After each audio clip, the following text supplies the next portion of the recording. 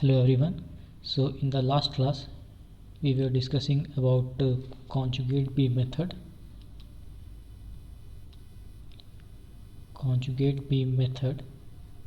And we have seen one example in which there was a simply supported beam, and we have determined how to find slope and deflection. So let's revise. The slope at any point is equal to the shear force in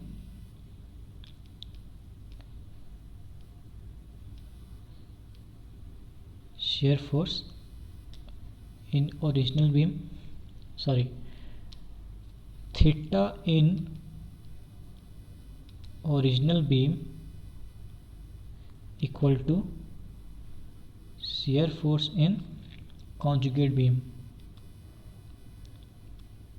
Okay, and the second theorem was the deflection in original beam was equal to bending moment in conjugate beam at the same point. Okay, so today's question, let's solve some other typical type of question. There is a beam with a varying cross section. Okay, so this is a simply supported beam. This point is A, this point is B, this point is C. It is supporting a load of 60 kilonewton at the midpoint. Okay, so this beam has a varying cross section, so the inertia here is I, and for this part of the beam the inertia is 2I. Okay, the length of this AC part is 4 meters and length of this CB part is 4 meters.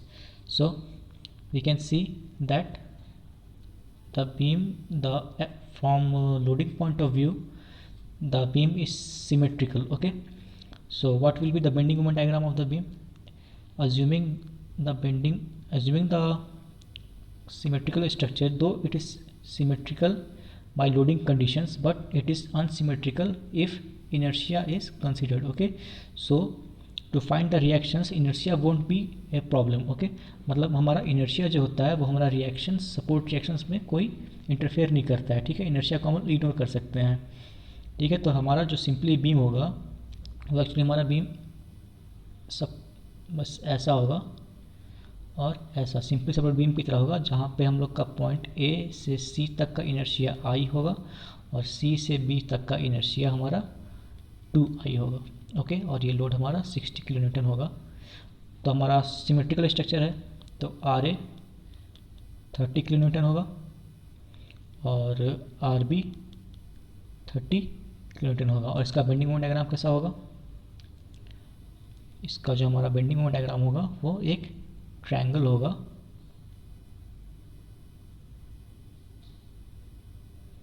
ये हमारा हो गया bending moment diagram. Okay, और ये maximum moment का value कितना होगा? Reaction हमारा 30 था, ये हमारा 4 मीटर्स था, तो इस पॉइंट पे, पॉइंट सी पे हमारा मैक्सिमम बेंडिंग मोमेंट आएगा. और मैक्सिमम बेंडिंग मोमेंट का वैल्यू, ये जो वैल्यू है ये कितना होगा? ये एक्चुअली हमारा होगा 120 kilo newton. Okay, means R A into 4. R A का वैल्यू हमारा 30 था, into 4 equal to 120. So maximum moment हमारा, ये रहा हमारा बेंडिंग मोमेंट डायग्राम, और मैक्सिमम मोमेंट का वैल्यू हमारा 120 किलो न्यूटन मीटर. ओके, ये हमारा है BMD. अब लास्ट क्लास में हमने देखा था कि किस तरह हम BMD से M/EI डायग्राम कन्वर्ट करते थे. कैसे करते थे? हमारा यहाँ से जो A पार्ट हो गया, ओके, ये हमारा C पॉइंट हो गया, ये हमारा B. तो AC जो हमारा था वो हमारा इनर्शिया इसका I था, और CB का इनर्शिया हमारा 2I था. ओके, तो जब हम इसका M/EI डायग्राम कन्वर्ट करेंगे तो हमारा M का वैल्यू कितना है? 120. तो हमारा AC पार्ट के लिए M/EI हमारा कितना रह जाएगा? Simply 120 upon EI. Okay, but जब हम BC पार्ट के लिए देखेंगे, CB पार्ट के लिए इसका इनर्शिया हमारा 2I है, तो M/EI कितना हो जाएगा हमारा, I की वैल्यू यहाँ पे 2I है, M = 120 है, तो हमारा BC पार्ट के लिए जो इनर्शिया होगा वो इसका 120 का हाफ हो जाएगा, ओके, यानी कि 60/EI। तो CB पार्ट के लिए हमारा हो जाएगा लो डायग्राम का वैल्यू 60/EI, ओके, यानी कि ये हमारा 120 ना हो करके इसका हाफ हो जाएगा। तो हमारा जो लोड डायग्राम बनेगा वो कैसा बनेगा, ऐसा, ओके। अगर इसको क्लियरली बनाए तो ये पार्ट हमारा 120/EI रहेगा और यहाँ से यहाँ तक ये पार्ट हमारा 60/EI रहेगा। तो अगर हम लोग डायग्राम को नीट एंड क्लियर बनाते हैं तो ये हमारा पार्ट AC हो गया, ये वैल्यू हमारा 120/EI, और CB पार्ट जो होगा हमारा, ये वैल्यू हमारा हो गया 60/EI।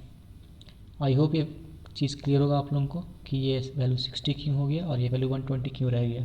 तो ये हमारा करस्पॉन्डिंग लोड डायग्राम बना, लोड डायग्राम या फिर M/EI diagram, okay. I hope कोई प्रॉब्लम नहीं होगा इसमें किसी को ये चीज़ समझने में कि हमारा लोड डायग्राम ये रहा। तो अब हम जितना भी काम करेंगे, जितना भी आगे का प्रोसीजर्स हमारा होगा वो सब इस लोड डायग्राम के बेसिस पे होगा। तो एक अगर हम रफ डायग्राम बनाते हैं, ओके,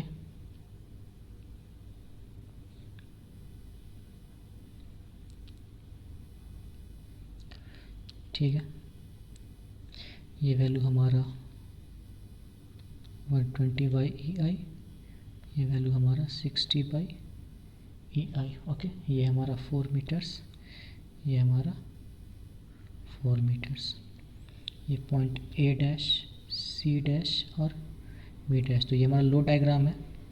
तो हम लास्ट क्वेश्चन में क्या किए थे, ये लोड डायग्राम का हम लोग रिएक्शंस RA' एंड RB' को फाइंड आउट करना होगा। तो चूँकि अब हमारा ये जो लोडिंग कंडीशन है वो सिमेट्रिकल नहीं है, ये अनसिमेट्रिकल लोडिंग है हमारा, ठीक है।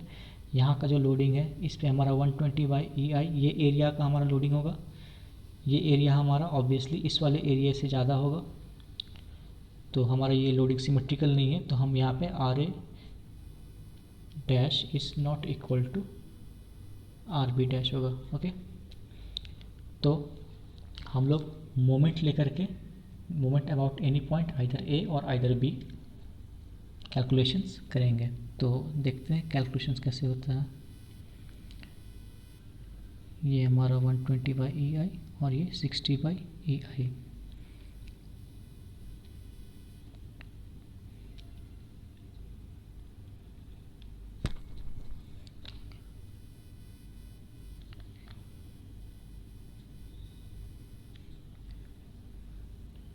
One second.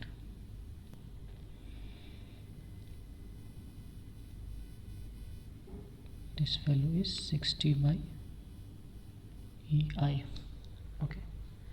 ये हमारा हो गया 4 मीटर्स, ये हो गया 4 metres, okay. So let's take moment about B', ये हमारा हो गया RA'। तो summation of moment about B' equal to 0 लेके चलते हैं। तो हमारा RA' का मोमेंट कितना आ रहा है, तो हमारा 3 फोर्सेज है हमारा। एक RA' का मोमेंट आएगा, एक ये वाले एरिया का मोमेंट आएगा about this point B point के, और एक ये वाले एरिया का मोमेंट आएगा अबाउट दिस पॉइंट। तो RA का जो मोमेंट हमारा आएगा वो कितना आएगा, RA' इंटू 8 मीटर्स आएगा RA का मोमेंट, ओके। और जो ये ट्रायंगल होगा इसका मोमेंट कितना आएगा, ट्रायंगल AC और ये top point D, triangle ACD का मोमेंट आएगा। ACD का मोमेंट हमारा कितना आएगा, ए सी डी का मोमेंट हमारा आएगा इस ए सी डी का एरिया जो कि लोड के बराबर होगा। तो लोड कितना होगा हमारा, area of A C D that is, wait a second, that is half into base, base हमारा 4 मीटर्स है और हाइट हमारा 120/EI है। ये हमारा हो गया टोटल लोड। और मोमेंट हम लेते हैं तो लोड इंटू डिस्टेंस, डिस्टेंस कितना होगा, ये ट्रायंगल का जो लोड है वो एक्ट करेगा इसका सेंटर ऑफ ग्रेविटी पे। तो ये जो लोड का डिस्टेंस होगा सेंटर ऑफ ग्रेविटी से पॉइंट बी डिस्टेंस से, पॉइंट बी से ये डिस्टेंस कितना होगा 4 प्लस ये 4/3 डिस्टेंस। ओके, तो 4 प्लस 4/3 ये हमारा हो गया फोर्स का वैल्यू और ये हमारा हो गया डिस्टेंस का वैल्यू। ओके, तो ये हमारा मोमेंट इस वाले एरिया के चलते आया ट्रायंगल ए सी डी। और एक मोमेंट आएगा हमारा due to moment due to triangle B C, this triangle, sorry, due to this triangle, ये स्मॉलर वन जो ट्रायंगल, तो इसका लोड कितना आएगा, इसका भी load simply half into base हमारा 4 मीटर से और हाइट हमारा कितना 60/EI है। ओके, और ये कहाँ पे एक्ट करेगा, इसका सेंटर ऑफ ग्रेविटी पे। तो ये ट्रायंगल का यहाँ से बी पॉइंट से कितना डिस्टेंस रहेगा, और उसकी डायग्राम क्लियर कर देते हैं। एक्चुअली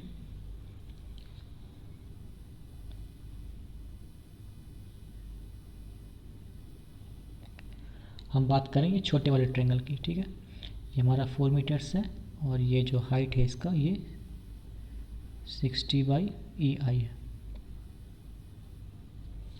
तो हमारा इस वाले ट्रायंगल का लोड कितना होगा, लोड एरिया के बराबर होगा हाफ इंटू 4 इंटू 60/EI, ये हो गया फोर्स। और डिस्टेंस कितना होगा, डिस्टेंस इसका सेंटर ऑफ ग्रेविटी से ये डिस्टेंस होगा हमारा 2h/3, यानी कि 2 इंटू 4/3 यानी कि 8/3। ओके, तो हमारा जो moment about B equal to 0 निकलना था RA डैश इंटू 8 जो कि क्लॉकवाइज रहेगा, और बड़े वाले ट्रायंगल का जो ये लोड आएगा ये यहाँ से हमारा एंटी क्लॉकवाइज जा रहा है, तो हमारा वो लोड माइनस में आएगा। माइनस में कितना आया था हमारा 1/2 हाफ इंटू 4 इंटू हाइट हमारा 120/EI था, और डिस्टेंस कितना था 4 प्लस 4/3। ओके, और ये जो स्मॉलर ट्रायंगल था वो भी हमारा एंटी क्लॉकवाइज मोमेंट क्रिएट करेगा पी पॉइंट पे। तो वो जो लोड हमारा आएगा वो माइनस कितना था half into 4 into 60/EI into 8/3। Okay, इतना इक्वल टू 0, ये हमारा इक्वेशन निकला। ओके, तो जब हम ये इक्वेशन को सॉल्व करेंगे तो हमें RA का वैल्यू जो आएगा निकल के वो आएगा RA equal to 200/EI। Okay, calculations आप कर लीजिएगा, वैल्यू हमारा RA इक्वल टू 200/EI ये वैल्यू रहा। ओके, अब अगर हमें RB का वैल्यू निकालना होगा तो RB का वैल्यू क्या निकलेगा हमारा है RA, कैसे हम करते हैं, टोटल अपवर्ड फोर्स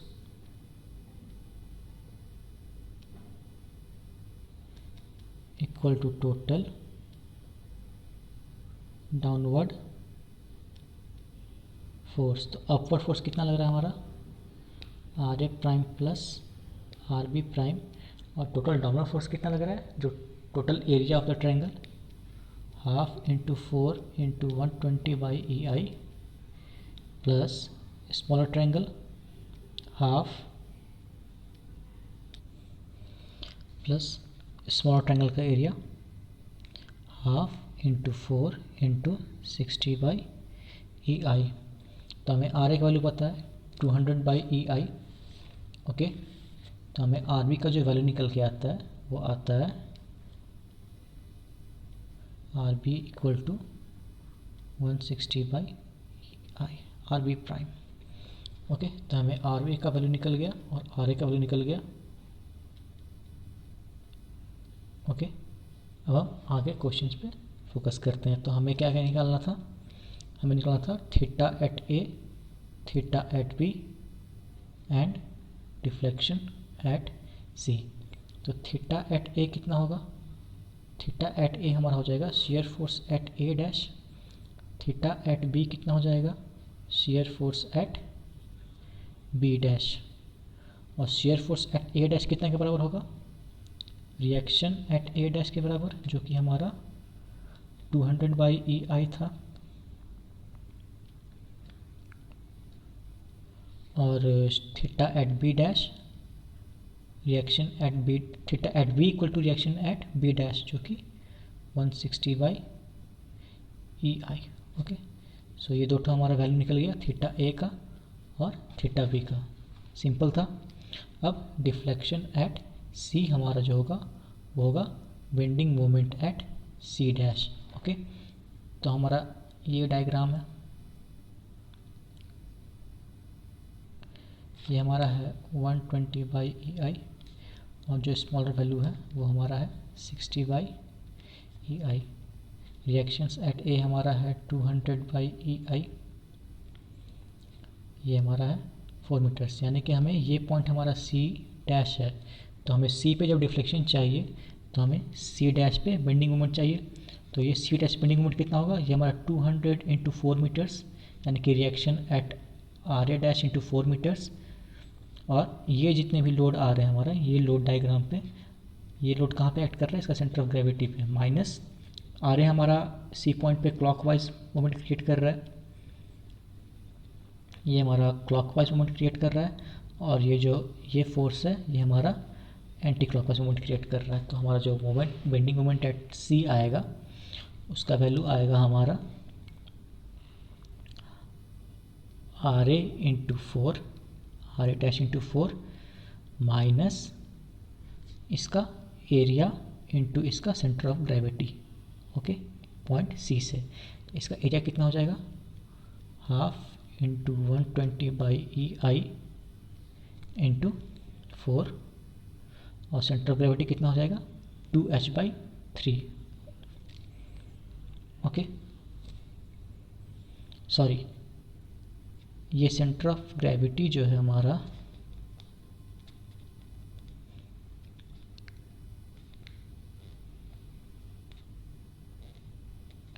यहाँ पे लग रहा है, तो ये सेंटर ऑफ ग्रेविटी फोर्स का जो यहाँ से डिस्टेंस होगा ये हम लोग h बाई 3 लेते हैं। ओके, और h का वैल्यू कितना है? 4 मीटर्स, तो हमारा हो जाएगा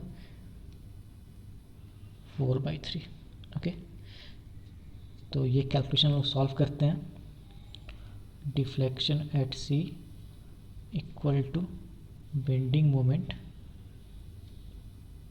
eight C dash equal to R A into 4 minus half into 120 by E I into 4 into 4 by 3। R A की वैल्यू पुट करते हैं हम लोग